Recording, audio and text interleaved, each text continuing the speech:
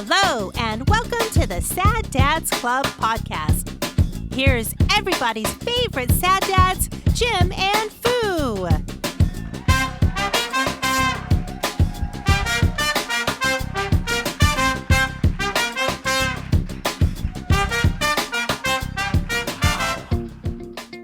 Yeah. Keep the grunts alive. I don't know a number What number? of the episodes. Oh, I think we're on 124. I could check if you'd like. I don't know. I feel like we're overdue for an actual semi-official Announcement. Yeah. Hi. This will be episode 124. There you go. Yeah. Sad Dads Club podcast. I'm the Lord Foo, builder of fence of builders. And I am Jim, user of new computers. I don't know. Yeah, so 124, that's a lot. Yeah. We're getting up there. In more ways than one. Pretty soon we'll be yelling at people to get off the lawn. I've already done that. Yeah, I did. Yeah. You've been known to do that for I don't have a lawn anymore. Fuck the lawn. That's because I just yell at kids. They just trample your yard. That's why. Yeah. Yeah. You just grunt in the back. Whatever. Damn kids. You fucking kids. Get off my lawn. Check it out. You just say it under your breath now. I got a tool belt. Be afraid. Did you see my butt crack sticking out? Do you see it? Do you see it? I always have one of those things. I was thinking about that the other day, like the whole construction worker butt crack thing. Yeah. How it's like, yeah. And it's at some point while over the weekend working on it, I knew that like the massive weight of my tool belt was like probably pulling, because I could feel the draft, but because the mosquitoes were out, I was like subconscious, like maybe always checking my you backside. Were not careful enough to put your hammer in the right place, and it was just pulling your pants down. It could be, just kind of torquing the pants the wrong way. And I went, just put it in your ass crack. Yeah, and I went, you know what? I think it is. I think it is just that because I was knee deep in the shit. Yeah, I'm just busy as fuck. Let me just say, it was quiet from your front this week. Yeah. And it was like, honestly, I'm in a groove. I cannot be bothered with whether or not someone can see my ass crack. Uh-huh. And it was like one of those epiphany moments where it's like the amount of times I've laughed at someone or like went, ooh, that's unpleasant. I don't want to see that. And thought, sir, how can you not be aware that that's unpleasant for everyone around you? Mm-hmm. And in the moment that I was in, I was just like, honestly, I don't give a fuck. If you're staring at my ass crack, you got problems or you like it and deal with it. But right now, I'm trying to do a thing and I could have zero fucks. I just want to get it done. I just want to get it done. And probably my ass crack could use a little sunlight. Yeah. And at this pace that I'm working, it probably needs the air, and the sun anyway. Yeah. So back off. I'm getting some vitamin D and just fucking get off my nuts. More concerning to me is whether or not I would come and see you today and you would have like a mullet. Oh. No, I don't have. Fuck you. Man, you ball jokes already? Yeah. God damn. Yeah. Wow. Hey, I just figured maybe like the tool belt and the ass crack, and then suddenly you would magically grow a mullet. And like so I was thinking about this too. So a mullet? Amongst my, redneck thing. Oh, okay. So you haven't obviously tackled your fence. No, not that yet. We've already covered. Probably you have hardware repairs in your fence. Yeah. We'll get to my fence in maybe, I don't know, but. A redneck thing, along with the ass crack. When you build stuff that takes screws or nails, are you put it in your mouth and like hold it between your lips and then like take it out and or sometimes, yeah. Do you? Yeah. Like when you eat sunflower seeds, do you like handful and like pouch it like a squirrel? No, that's gross. Really? I can only eat sunflower seeds that way. And I can only imagine that talent of like holding shit up in my cheeks has led to my. I only know how to.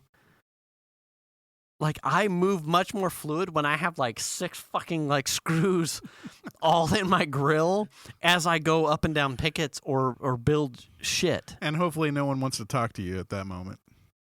And that's happened. Venus came out it was Sunday, and I was mid-build, and she asked me a question. I think it was about the trash can. You're like, hold on, let me get this. And I went, fucking dozen. And she said something like was it full or I can't remember the question she asked. And the immediate answer was no. And then she started to walk away, and I wanted to follow up, and I went, yeah, and she went, what? And I went, fuck, never mind. Because I had 6 fucking screws. Like, yeah. It's like, But your tool bag's got a screw. It does. Right? Like, it's like, that's the. You have like a little. That's primary. You just dump a few in there and you're good to go. A handful is in like the bag. Yeah.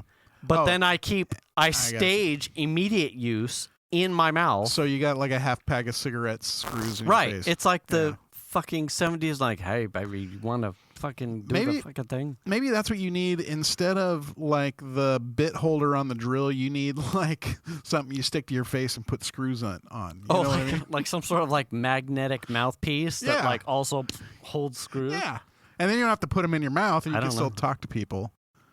It's like the weirdest thing, like, or it could be Velcro, and you just stick it to your beard.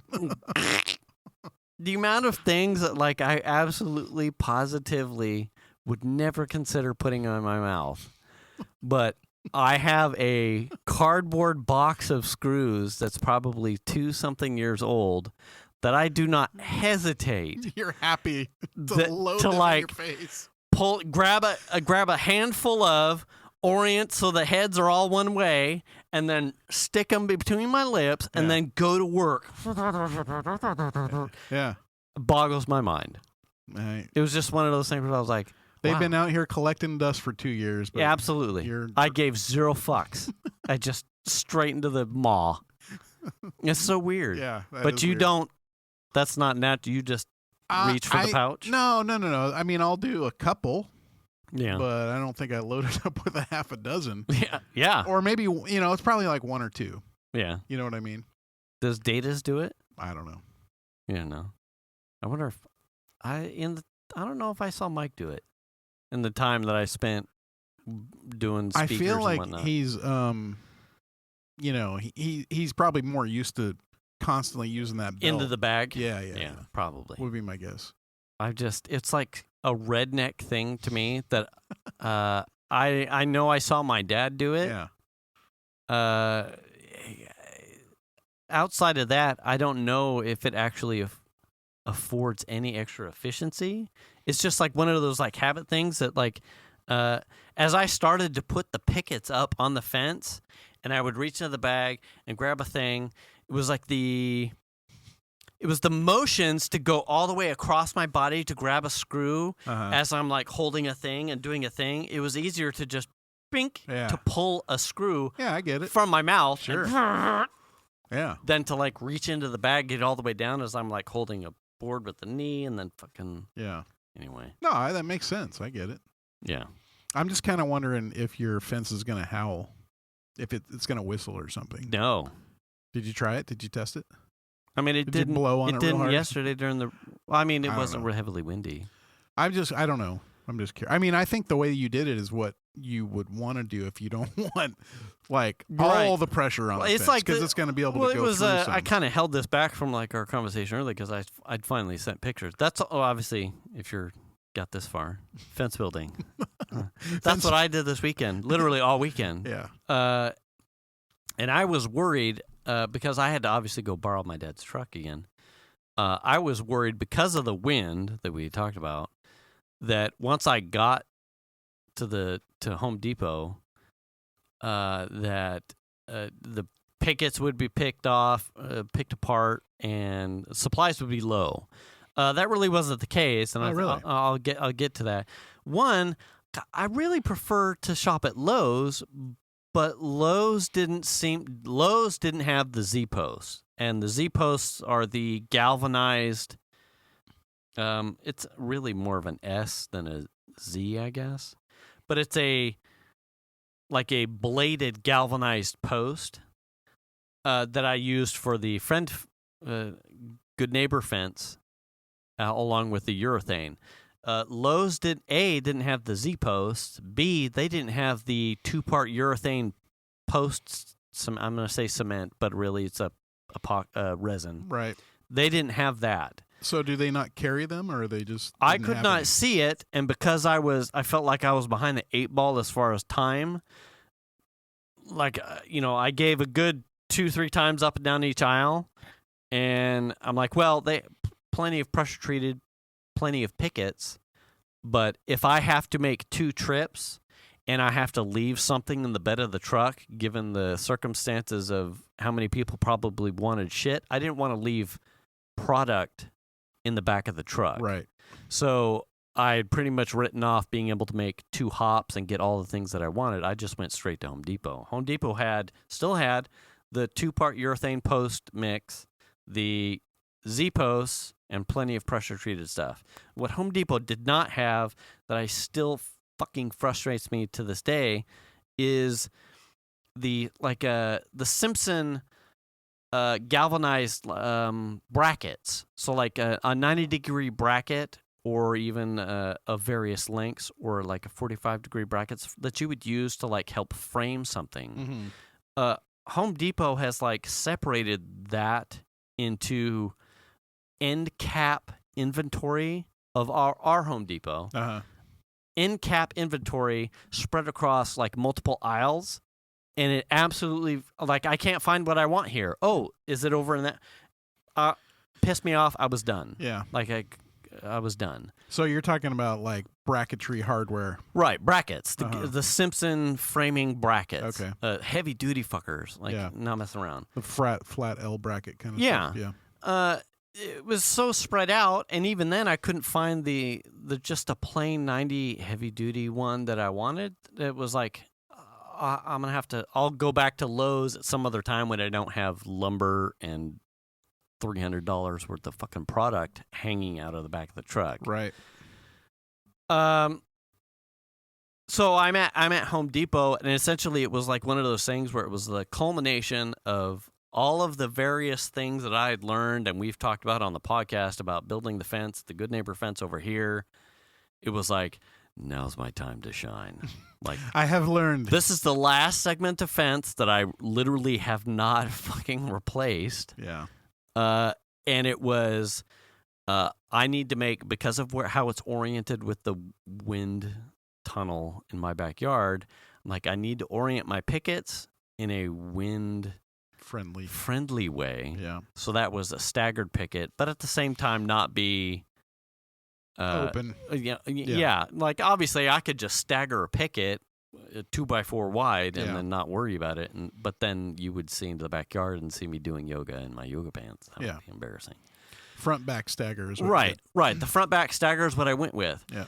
So it was a couple things of pointed out as I went up and down the aisles at Home Depot. The amount of people that were obviously there for fence repair that were picking up non-pre-treated lumber and stuff was like, ooh, boy. Welcome. Yeah. First time. Sucks to be. You're going to be back here. If you're not doing in a year. The metal post pre-treated. Right. Yeah. Well, even too, like putting in a pre-treated 2x4 or as your post, like even I've gone away from that at this point. There was no one at the back of the aisles getting the Z-post stuff. I was like, haha, check me out. I'm the fucking veteran here. There were plenty of Z-posts. Pulled the Z-posts out, loaded up my cart. I really wanted to avoid, because I have a double gate, the RV is a double gate. I really wanted to avoid having to put wood as a primary gate post there. And the true solution would be like a 4x4 steel square tube. But I don't have time to go fucking up to Tractor Supply store and get like a real thing. So what I ended up doing was buying a pre-treated 4x4 and actually reinforcing it with a Z-post. Oh, okay. So in the hole, I've got a Z-post tied to a 4x4. I'm like, fucking, when that goes, I'll be dead. Yeah. Because fuck, right? The wood's going to rot away and the Z-post will still be there. So I ended up getting pretty much the bulk of what I needed. It was all at Home Depot. And I can see how if you're someone who is still stuck in maybe unemployment or pandemic things had gone. So, I mean, I spent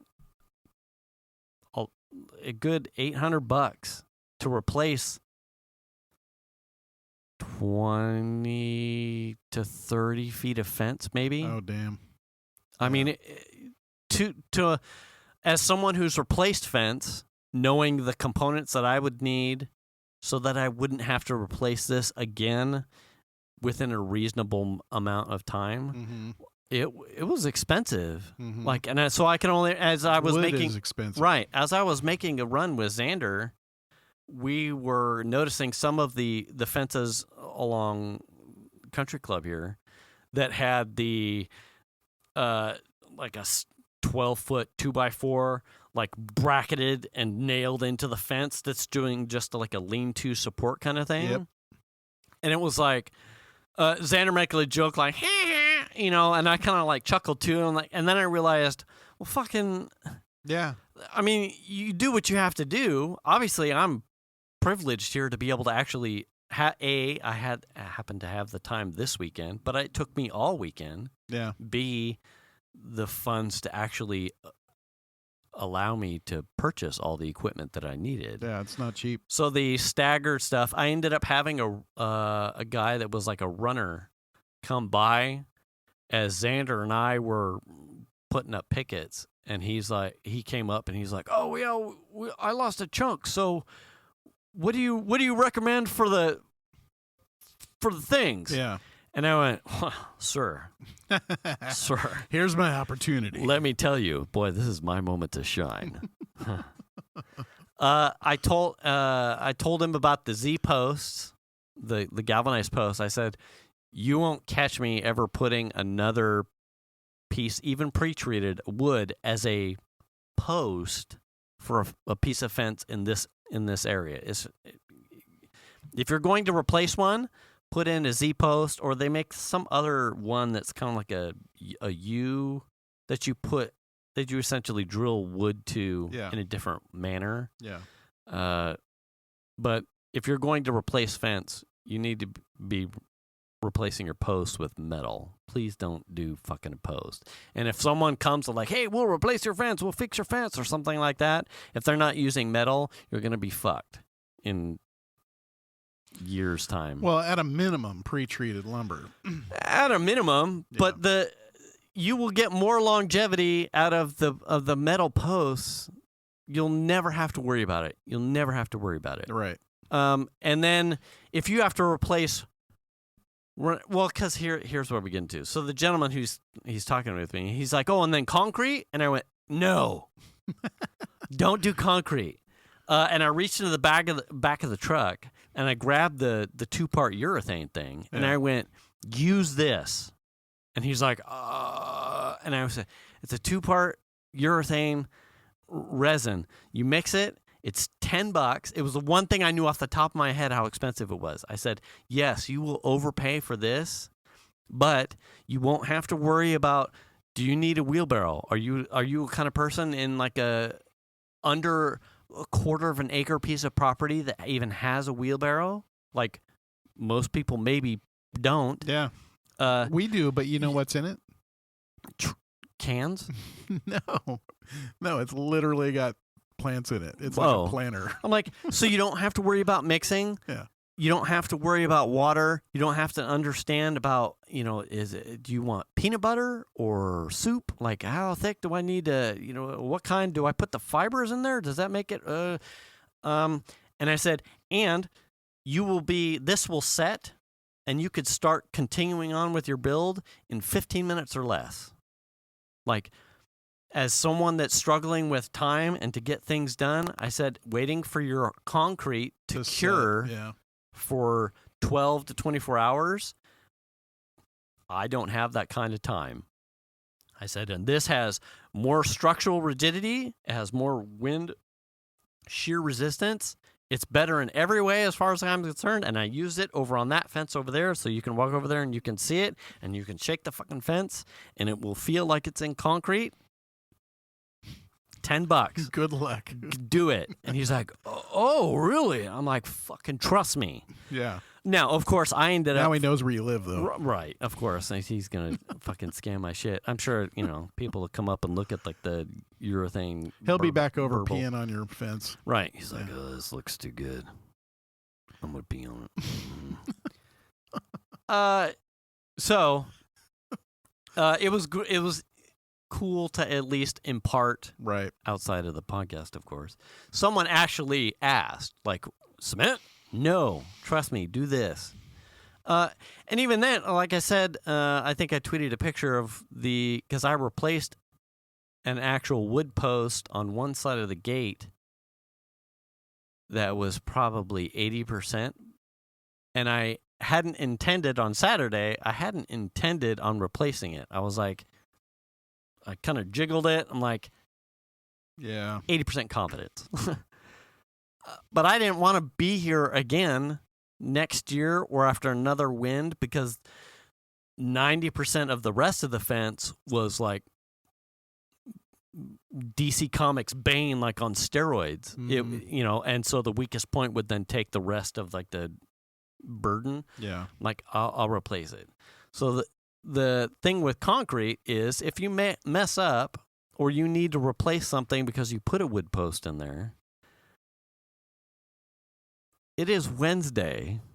I am still feeling the effects of a pry bar sledgehammer of trying to get a pile of concrete, a post hole pile of concrete out of the ground, like shooting shit at my feet, like trying to throw objects of, tools at my feet. Yep. Absolutely, I don't go to the gym, but I stay pretty active. And if I'm wrecked, I guarantee you. Now, the urethane stuff, if I have to replace this gate or a post in 5 years, I'm going to get in there with a fucking Sawzall, cut off the foam. Yeah. And it's done. I'll be in and out of that hole. No such luck with concrete. No such luck with concrete. Yeah. And I was regretting it the moment I started it. But it was like, it's too late, and I don't want to be out here again. This is like the last one. It's my last chance to fuck off. Do the urethane. Trust me on this. It's like sprinklers. Working on sprinklers. Yeah. I hate working on sprinklers. Digging them up, figuring out how to get the roots out of the way. Fucking trees. You know what I did? I had a sprinkler repair out front. It took me a weekend to fix one sprinkler. It had so many roots growing around it, and I was like using a handsaw trying to cut it out. Yeah. I finally went and got like a 2.5 or 3 inch hole saw and just started cutting the roots out all the way around. And really? That was the only thing that I found. It finally occurred to me, I just need to go get a hole saw and drill the roots out, and that'll do it. And that finally did it. Yeah. But it was a weekend of struggling, trying to get the roots away, ripping up my hands. You know what I mean? Yeah. Oh, yeah. So sometimes just... So I've replaced the bulk of the chunk that all the gate that was damaged and I disassembled. That's replaced. The other small gate, I replaced the pickets on and then reinforced it.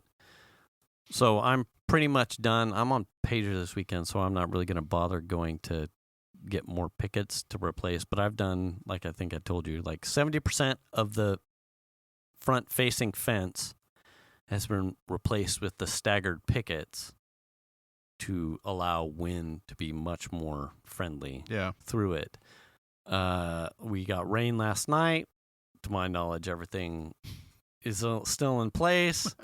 And then when I get another free weekend, I'll do the rest of the pickets in the staggered fashion and pull out the 4 or 5 year old pickets on the remaining part of the fence that are okay, so that it's all happy, right? One style. Yeah. felt pretty good about doing it, though. It was good to get outside, obviously, just before the pager kicked in. So it was like, but it took me all weekend. Yeah, you had sent me a number of things. Like, I would see something pop up on the watch, and it was like some USB cable, and I'd be like, I don't fucking know. I felt bad, but I was like, fucking. And then I knew you were busy when I didn't get a reply. Like, within an hour. Especially after Sunday, after like fucking destroying that concrete, it was like I was wiped. Yeah. I was fucking wiped. And then Monday, like I tried to do a run with Xander where I wanted to do like our 3-mile loop, and like after 2 and change, I was like, no, like I'm flat out fucking out of gas. I'm out of gas. Yesterday was a little bit better, and then today I take a break because fucking. So I need it. I mean, speaking of the fences thing, we were on a walk today, and we're walking down a street that doesn't have any homes on it. Mm-hmm. So the homes are in the neighborhood inside on the other side. Oh, okay. So it's city property that's lined with fences that the houses are on the other side of the fence. Okay.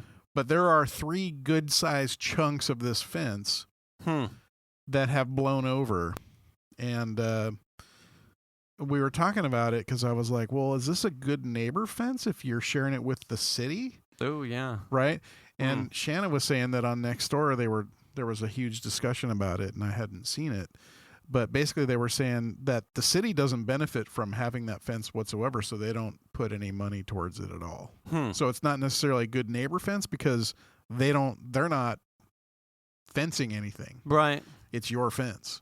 So all those people that have that fence along there that blew over have to do it themselves. And that was, several chunks, several sections long chunks of fence that had blown over. And I was like, man, and it's expensive, man. Yes. Very expensive. It was, yes, quite expensive. Yeah. And I ended up.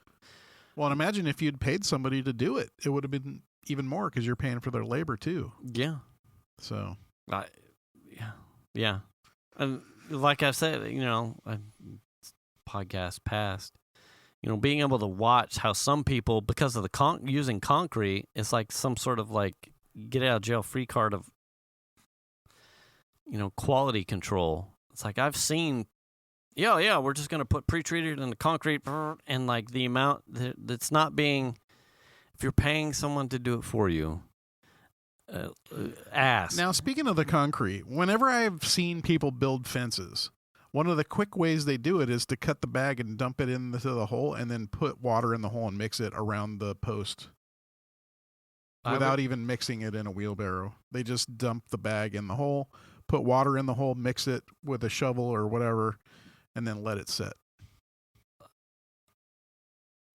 If you were going to put like serious time, like a good 5 minutes into mixing it around the post, so it's mixed, or the post is in there, they've sprinkled the bag around, they've dumped the bag, filled it, and then I think that's the janky way. Really? Because there's no way for you to know. Obviously, cement has come a long ways in various degrees and its mixability. Yeah. But there's no way for you to know how well they've mixed it, whether or not there's a dry spot of concrete. Yeah. Whether it's fully. Like even if I was going to use concrete, I could not mix it so that I could see its consistency and that it was fully mixed and then put it in the hole. Well, I think what they're banking on is to get everything around the top of the post basically concrete. So if you've mixed the top, so regardless of whether or not there's water mixing in at the bottom. Right. But if you get the top mixed and it's wet, I mean, that concrete is going to set up. Now, over time, the stuff underneath will eventually get wet, and that'll set up too. And it may, but I think when in this area, depending on where you are and how your fence orients to some of the wind tunnels through this place, if you don't have like a full, want to say solidity. If you don't have a full column of cement, the wind is just going to eventually vibrate the bottom of the thing, and then you're going to get like structural problems at the small collar of cement that you do have. And then it's just going to... And two, the way that the saturation works in this area, if you have a post that the bottom part of the post that's in the ground is not contained in or sealed in cement, that's just where water is going to then come and seep up and weaken the post from the other side. Yeah.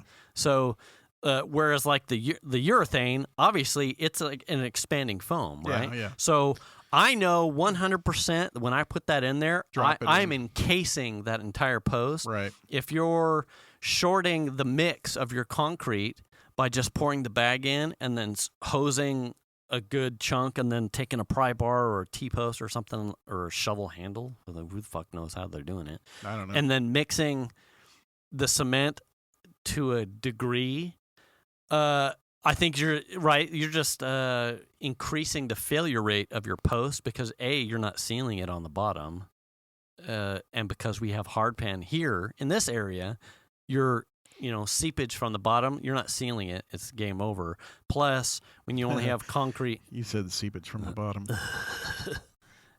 hey, baby. With only a collar of structural integrity at the top. Yeah. And the wind that we're apparently now getting. Well, I mean, who knows? We don't get a lot of wind here. Well, my fence in the way that it is, bad news. Yeah. I think it was just every once in a while. Hey. I mean, I couldn't tell you the last time we had wind like that. Yeah. It may have been before we bought our house when the wall fell down. I mean, it was pretty brutal. Yeah. But yeah. I can imagine that it's only aggravated some that were maybe half-assed. Could you do it? Yes. Yeah. In a pinch, like if you were in a pinch, like where we're starting to get another set of storms, or you had like valuable property, like I have the car, the Z in the back, and I needed some quick set concrete to get going because I just flat out got to get the fence up. You do what you have to do, and there's no one that can really shame you for that because you want to protect your property. But in the long game, you would probably be paying in time and labor and money in replacing that thing in the end. Do you are you interested in what happened to me this weekend? I am absolutely interested. Not a whole lot. It's a but smidge. I did get up Saturday morning. Okay. And took a shower. And then after I got out of the shower, I was a little congested, so I went to blow my nose. Uh-oh. So I blew my nose, just wrecked the shit out of my neck. Wrecked it. Oh, like a spasm like thing? a muscle, like everything strained in there, just okay. from blowing my nose. Okay. So well, you put some... It still hurts. My really? neck, yeah, it's bad. It's one of the... I mean, I knew right away, too. So like a taser thing. Super painful. I mean, kind of. I mean, just so much... I put so much force into that nose blow that I just wrecked my whole neck. And it was already it was already kind of bugging me. And I think the combination of like the hot water from the shower and then me blowing my nose so I have been in pain since Saturday. Wow. And then we had talked a little bit about last week how I ordered a new machine. Yes. New Mac. Yes. The Mac came the day of last week's show, and I started that day. Okay. Yeah. Recovering, basically restoring the new machine with my user space from my old machine. Okay. So that restoration is from a USB drive that is connected to a wireless hub. Okay. So all my backups go to this USB drive. Okay. But the restore to the new machine was topping out at 15 megabit, I noticed. And it took almost 5 days. So Yeah. I got the new machine and could not use it for 5 days. I would literally just like connect the monitor Mm-hmm. and see what the little progress bar was, making sure that it was actually continuing. Doing a thing. And then seeing that would say like 57 hours remaining. Mm-hmm. And then I'd be like, fuck. And then turn off the monitor. And then be frustrated and then come back and it would have grown and like the number of files that it copied had grown. Right. But it still said 57 hours or whatever it was. all with your like neck kink. Yeah, with my fucking neck all jacked Gimp neck. up. So finally on Sunday, it completed that. Okay. And I was able to start using my computer. And you're like, this is my Mac Mini. However, right away, This is my Mac. Okay. right away I started to notice when I was mousing, so I'm using a one of Apple's Magic Mouse, not the new one. It's an older Magic Mouse. They have two. Of them. Okay. They have a Magic Mouse and a Magic Mouse 2.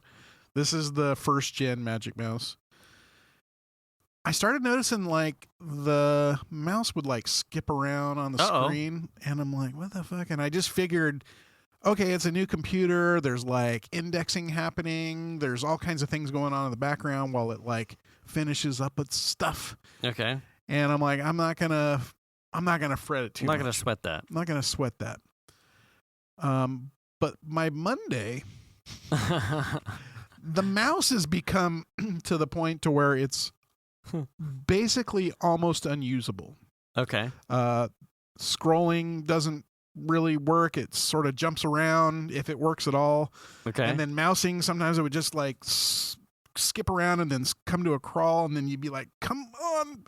It got to the point where I had to get a USB mouse out of the drawer. Okay. And so plug it straight in. wire it. Okay. Luckily, my keyboard is not a Bluetooth keyboard. So I'm like, what is happening? So I start digging around. M1 Mac Mini, Bluetooth. There is a plethora of people having problems with Bluetooth on the new Mac Mini. Okay. And everyone's having basically the same problems that I'm seeing. Okay. But a lot of people are Not saying with like your mouse, but Bluetooth in general. Bluetooth in general is like keyboards, mice, earphones or AirPods. Okay. Or like expensive Sony ones. Okay. Like anything Bluetooth that's connecting to the Mini is really struggling. Okay. Like having problems. Found a couple YouTube videos about it. Saw discussion boards on Apple's discussion boards about it. And I was just like, what the fuck? Like, Okay, keep going. how in the world? So this is what happens when we have a live show. I'm going to give you a play-by-play. Fu has just dumped his headphones onto his mic and ran into the house to, I assume, use the little girl's room. And I'm just imagining him in there right now, sitting on the toilet, relieving himself very quickly. Very quickly. He'll be back any minute. And then we'll pick up where we left off on my Bluetooth Mac Mini. But I assume because he went to the bathroom right before the show started that either he's been drinking a lot, and I don't know what that would entail, or he has the bladder of a woman. I know. The more active I get, the faster my metabolism. I had one fucking Truly, and all of a sudden I'm like, Okay. Okay. So to continue here, So tons of Bluetooth problems. And then I ran across an article on like Mac Rumors or something like that was basically talking about there's an imminent fix coming for Bluetooth related issues. Okay. And so Tuesday that dropped. Like I had The read, fix. Yeah, I had read threads like, Okay. The new Gold Master like beta build has the fix in it or whatever. Nobody could really verify whether or not it was fixed or for some reason, or nobody was willing to install beta. I think that was probably part of it too. So beta Big Sur? Yeah, so 11.1 is what came on the machine. 11.2 was the update. Okay. Fixed all my problems. So I don't have any more Bluetooth issues. So now it's like I feel like I can actually like get into that using. makes sense because I think I updated as well. Yeah. So I feel like I can actually get into using the machine, and it's fast. Oh my gosh. It's not. I mean, it's snappy. Like it's like no other computer I've used thus far. But the impressive shit is like the old machine. Like you would use something, you could hear the fans kick up, the machine would get a little sluggish. This machine, it doesn't have any of those. The fan never kicks up. It doesn't ever sound like it's doing anything other than just doing what it should be doing. Right. It's quiet. It doesn't get hot. Mm-hmm. I'm running Final Cut. I think I told you today. I'm running Final Cut Pro with 4K 60 ProRes HQ files, playing them from a USB-C SSD attached. Mm-hmm. And it is playing that without dropping frames. And I'm just like what? This isn't a Mac Mini. Wow. You know what I mean? So just to tie off onto the Bluetooth thing, though. So you literally had yours functioning for, you said the fix came Tuesday? Yeah. So you had your Sunday, Monday fix on Tuesday. Monday, and then Tuesday. Yeah. But this had been, so you can imagine. This had been going on since they first came out in November. Right. So you can only imagine the frustration of other M1 architecture absolutely adopters that have been.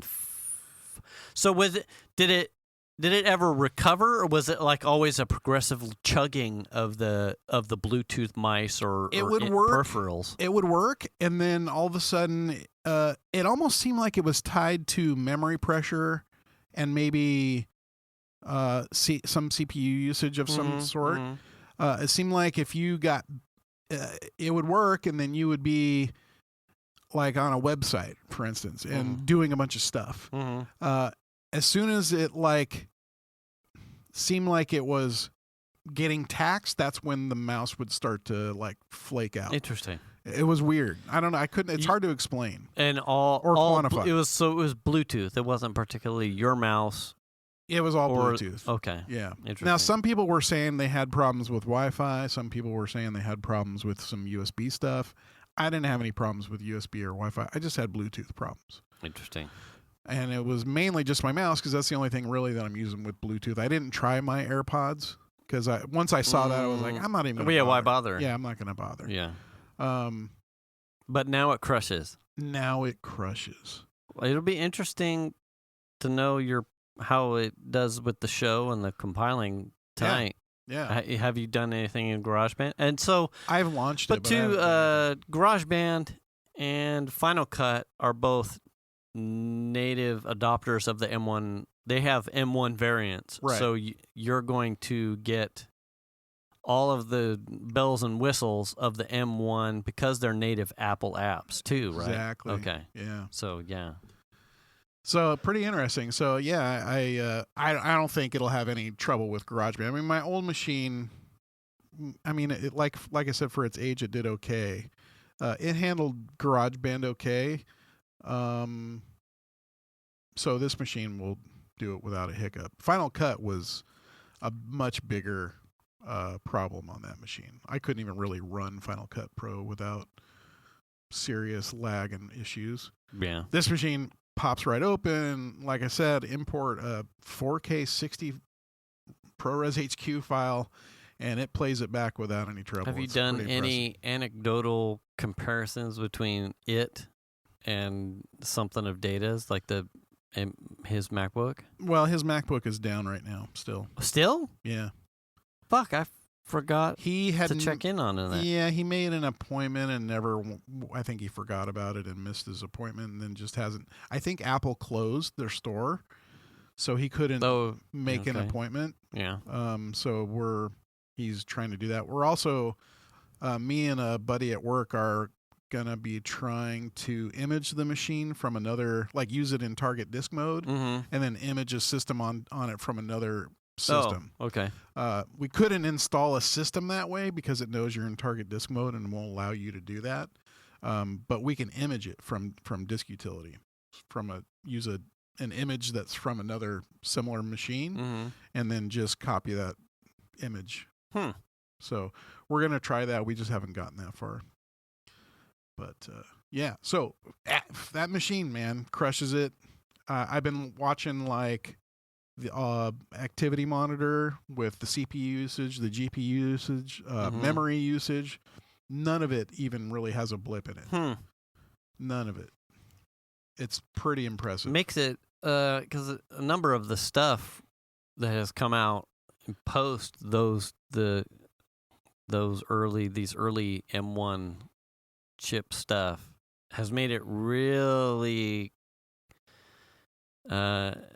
hesitant for me, because a lot of it for you was your machine was dying, but one of the things that they've iterated out of is some of the architecture that the machines that we have they've been deprecated, end of life. That happens, that happens all over the place in enterprise, certainly as well. But the thing that we record the show on itself is a 2016 machine that has now also, I think I've got one more year on here. No, I'm out of Big Sur, so I don't get Big Sur on this one.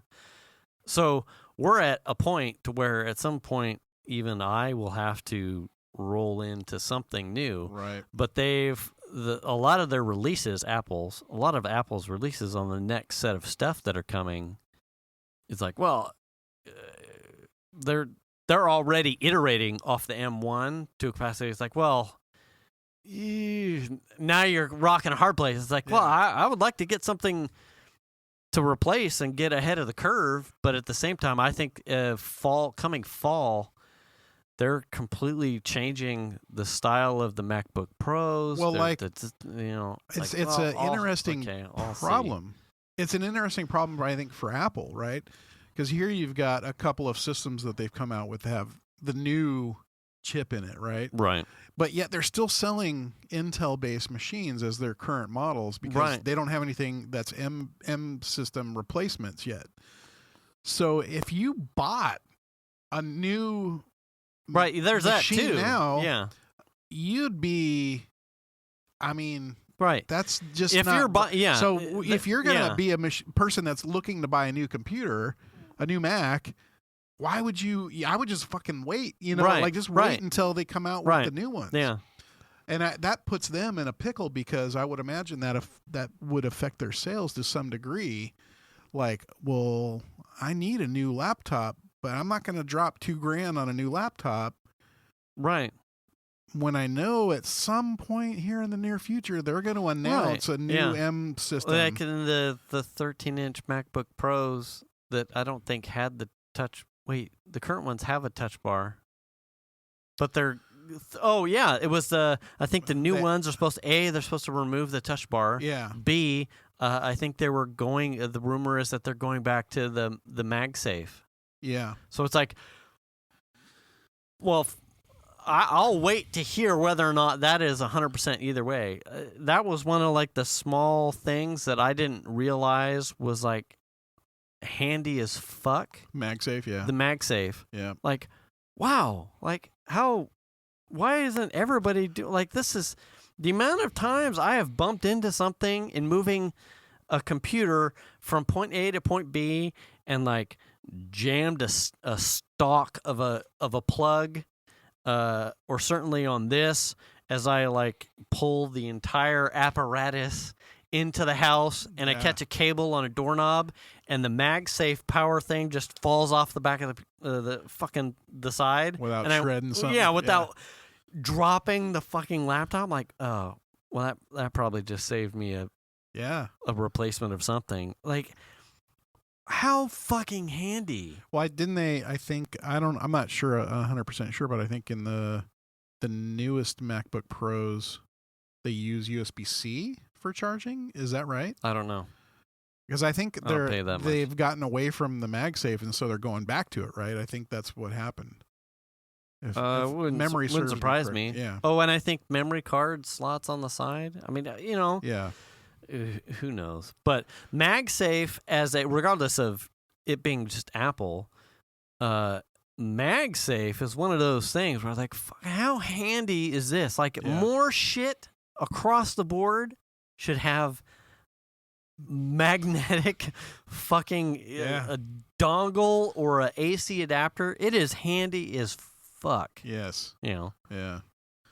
Yes, please.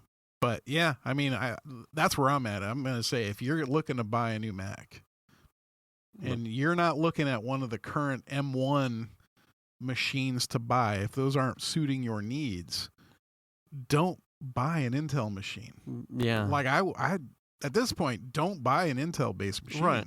Wait. Yeah. That M1 chip is so efficient and runs so cool. It's astounding. And is I think the other really important thing, specifically for Apple and the M1, is that if you're a native user of a lot of Apple's in-house branded applications that are already tuned for it, you're even in a better place. Yes. To replace to the Apple Silicon specifically, because it's like right up the alley. I mean, Apple's already, that's one of their benefits to me is, I know a lot of people that will bag on Apple, and that's fine. There's things about Apple you can definitely bag on. They're due to have some. Yeah. I mean, every company is. Yeah. But one of the things that they do really well, in my opinion, and that's one of the things I've always liked about them, is how they eke out performance on systems that don't necessarily have the best stats or specs. You know what I mean? Like, this machine only says it's a, however fast, 1.3, gigahertz or whatever it is processor, but yet they can blow doors on other systems, right? And it's because they couple their hardware and their software so tightly. So imagine, and that's with Intel-based systems. Imagine what they're doing when they're using silicone they develop themselves. You know what I mean? Yeah. It just further couples that hardware and software and allows them to do a lot more with it. And I think too, as we've loosely grazed the topics with Will, system on a chip architecture, I think, is the place where just about everybody, I think, should be going, even Intel, AMD in general. The way that the M1 architecture is rigged seems just so much faster across the board than to have all these other pipelines and fucking, it's like, it's fast. Well, the performance is staggering. Yeah, and the drawback to that, and this is what I was talking about in a previous show, is if you're buying one of these machines, you have to be willing to buy what you think you're going to need. You have to future-proof your machine. Right. You're giving out some of your independence to like rip and tear and do some of you can't open it and put more RAM in it later. Yeah. You can't open it and put a new SSD in there. So if you are buying one of these machines, you have to buy for what you think you're going to need over time. Yeah. How long do you think you're going to have the computer? How much storage do you think you need? And how much RAM are you going to think you're going to use over time? And the way I always look at that is, you think you'll get away with the minimum, and that's fine. You probably will. Most users probably will. But systems and apps use more and more as time goes on. So the needs for memory and storage continually are growing. Every time you update your system with a new system, it's adding 4 gig on there or whatever it is. You know what I mean? So and considering you can't update it, you have to buy that at the time of purchase of that machine, and that's frustrating. Yeah. Whereas in the past, you've always been able to just go buy RAM from this vendor or off Amazon or wherever you can find it that's a good deal. I never bought the cheapest. I would always buy middle of the road. But you can't do that now. And part of that is because, like the RAM, for instance, the memory is all built into that system on a chip, and it can't be expanded. and they don't have slots anymore. Yeah. So that's really that's frustrating to me. It's like you're really it's really coming down to an appliance at that point. You know, I mean, you're not going to go buy a new toaster and then be like, I'm upgrading the heat packs on it. You know what I mean? Yeah. You're buying it for what it is. Yeah. You know, and if you're going to buy a new toaster and you think you need the fucking one that does the most heat, then you better buy that one now. Yeah. Because you're not going to upgrade it later. Yeah. Because that's an appliance. I mean, that's, you know. Yeah. But the benefits that I have seen so far are on your first day of hassle-free. That would be today, right? Because yesterday things got fixed. So you're on your 48th hour of your true burn-in. Yeah, and really starting to touch things that I hadn't had an opportunity to look at. Well, just like be Final careful Cut Pro. because you may go blind if you keep touching it. Oh. Well, I already have hair on the palm. It's like a Sasquatch out here. Bigfoot. It's the same. A Yeti? Is it? Yeah. It's a snow Yeti. Yeah, he's a snowy guy. Yeah. Yeah. But yeah, an impressive machine. I mean, if you are looking to replace a Mac Mini, that's an older Intel Mac Mini, it's worth it, I think. Yeah. Definitely. Do it. I had an opportunity. Venus's mom had stopped by over the weekend to help her with some stuff inside the house. And we were talking about the and her grandpa was down here too. And we were talking about the air fryer that we have. Yeah. And Venus is kind of about it. And I'm gonna say it's got for me, it's got a niche. Is it like the the solution to the I never realized I'd been missing? Not exactly. So it's not a game changer for you. It's not. But I said, I was telling her mom, I said, but for you, who lives in a campsite sized trailer out on the coast, I said, this thing is like for a studio apartment or a living space of her size specifically. I said, this thing is something that she could take and use for serving one or two people, that would give her more options to prepare food and save her the space of needing a fucking oven at all. Yeah. An oven, or even if she wanted to get rid of her microwave, she could get rid of that too. And this my size thing, air fryer that I have, could solve all of those things for her. I think for college or apartment type of people who don't have a convection oven, who don't want an air fryer, and yet or have limited space applications, for those things, it is a game changer. For me, it's like I like to tinker with it and just fuck with it. Uh-huh. Is it something that I need to have in the kitchen? No. The bottom line is no. Does it replace my toaster? No. Do I still toast my toast in a toaster? Yes.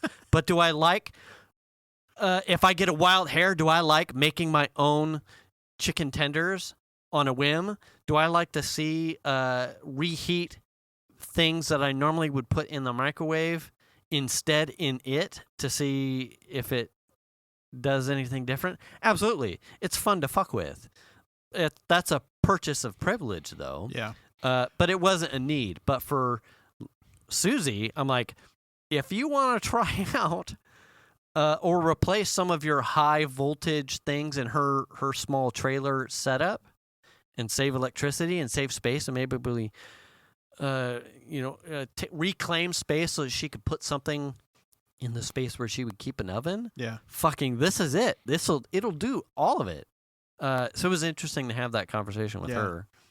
Yeah. We use ours. It's used basically every day. I mean, it's really a day doesn't go by where it doesn't get used by somebody. Really? Yeah. I mean, it gets used all the time. More than your microwave. Yeah, I would much rather use the air fryer than use the microwave. Really? Okay.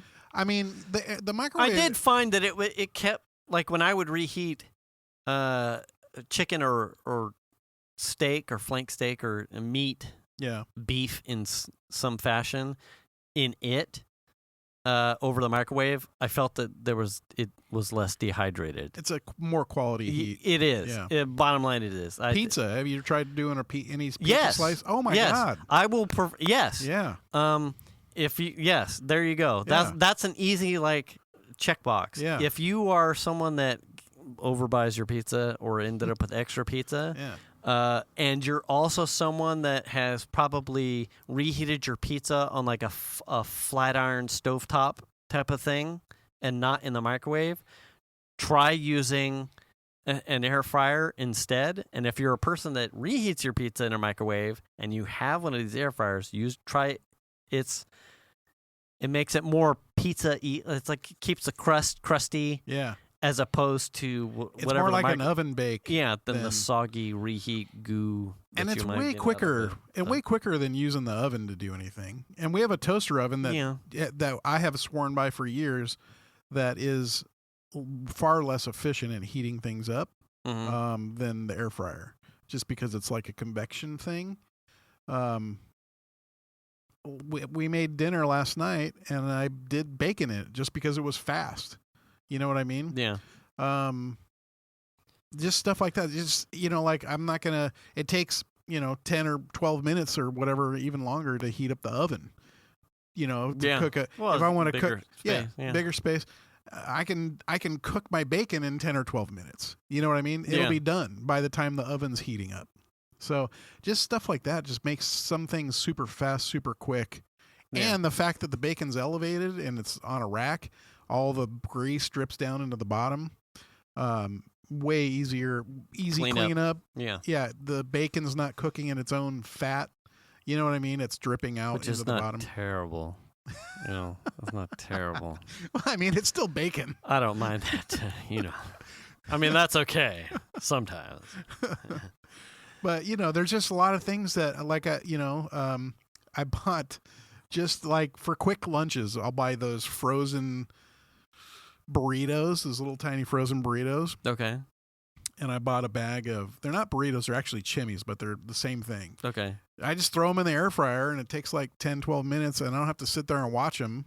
I know exactly how long it's going to take to cook.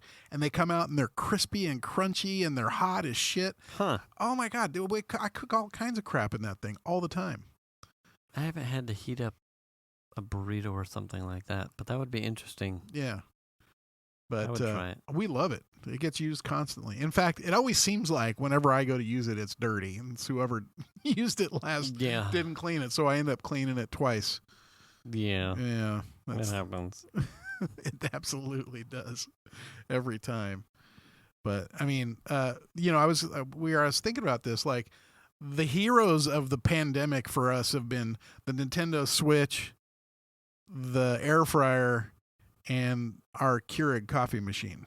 Oh. You know what I mean? Like those three things get used all the time. Those are the heroes of the pandemic. Yeah. So, I don't know. I always gauge the usefulness of a kitchen item on how often it gets used.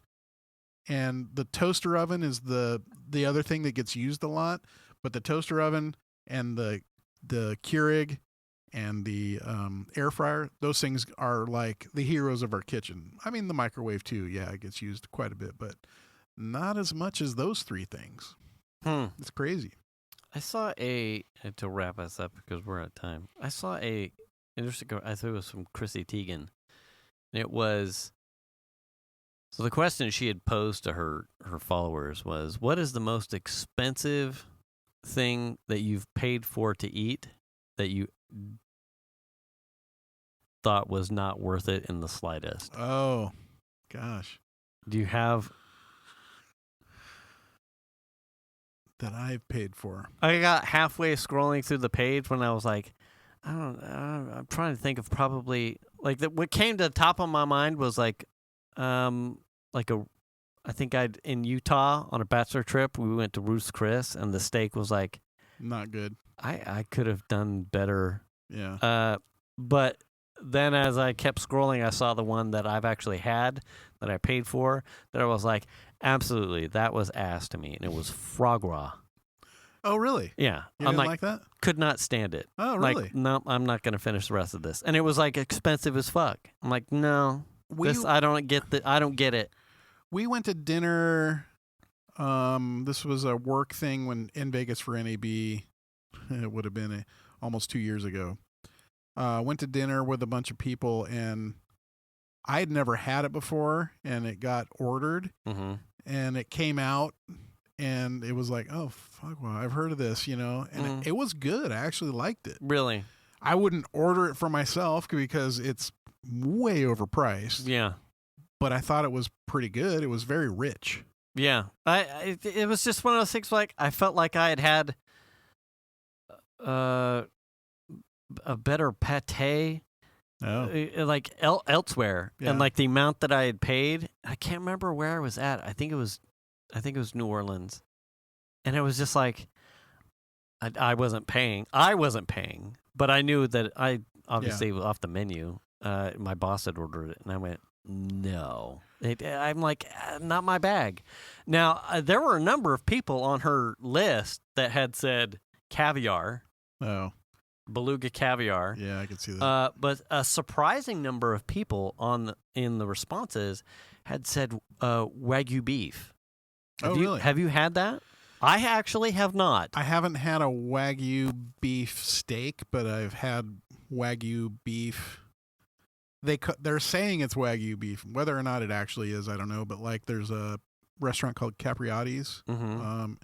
They basically do deli sandwiches, but they also do like Philly cheesesteaks. But they have a bunch of Wagyu option Philly cheesesteaks. Okay. And so I've ordered it a couple times, and it's good. But is it way better than a regular Philly cheesesteak? I haven't been able to figure that out. It's a little bit more expensive, so I mean, maybe considering the cost. It's my dad not... went to he went to Las Vegas with my sister for something. It might have been an umpire convention. I can't remember what the instigator was. But he went to I don't remember the restaurant. Might have been Emerald's, and he had a Wagyu steak. And he, to this day, he's like, you gotta have it. You gotta try it. It was fucking amazing. Just pay for it. Trust me. Yeah.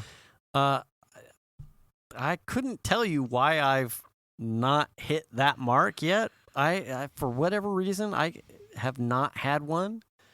But it was interesting to see. I've watched a number of like Japanese teppanyaki where they're grilling it on the flat iron, and my mouth is watering just looking at it. But it was weird to see people actually be like, meh.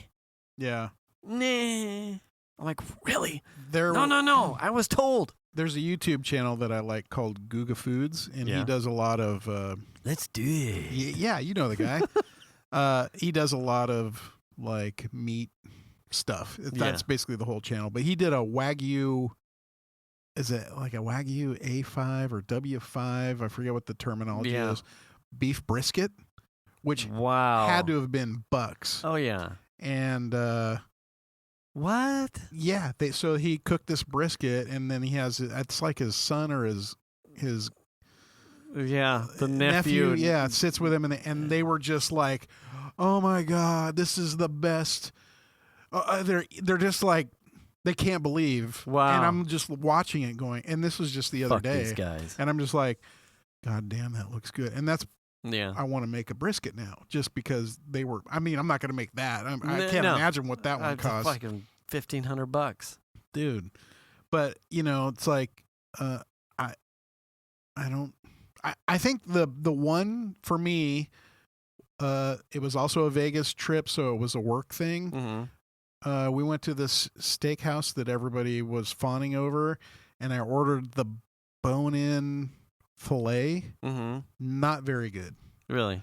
And I think it was like $45 or $50. Yeah. And I wasn't paying for it, and I'm glad I didn't because it wasn't that good. I think outside, for me, particularly with beef, outside of a Wagyu tier, it would take a lot to impress me over something that I've done here at the house. Right. With decent preparation and like really paying attention to like how I want to cook it to like nail it all.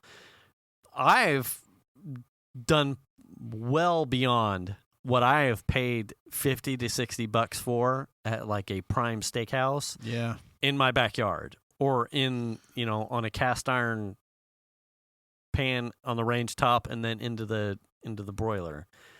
So beef, it's like I almost don't walk into like a really good steakhouse thinking like $60. Well, this is going to blow my pants off. It's like, I'm paying $60 because I want that size portion of the beef. Right. And hopefully they're not going to fuck it up. But I don't expect anyone to top something that you can do here that I've done here. Yeah. Because it just seemed my palate at most probably under Wagyu seems to not really discern meat texture as much as how it was cooked and like how that comes across. Yeah. So it's like I don't grass fed something. Well, if it's a really good piece of prime or even choice and cooked well, you're gonna blow my pants off. Well, Okay. Well, for me personally, I like really lean meat. Wagyu beef is not very lean. It's like half and half marbled, like beef and fat. Yeah, if not more fat than meat. Yeah, and so when I look at that, I kind of wonder if it's not cooked right and that fat's not rendered. Like, I don't want to eat a pile of fat. I want the like nice lean muscle part of it, right? I don't want fat. In fact, if there's gristly fat on a piece of beef, it turns me off. Right.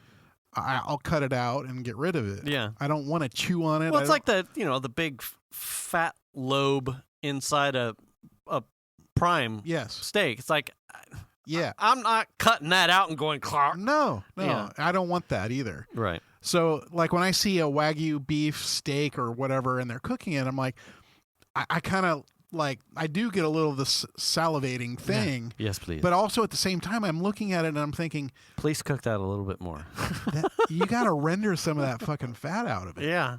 In my opinion. Yeah. Yeah, please. Yeah. That's just how I am.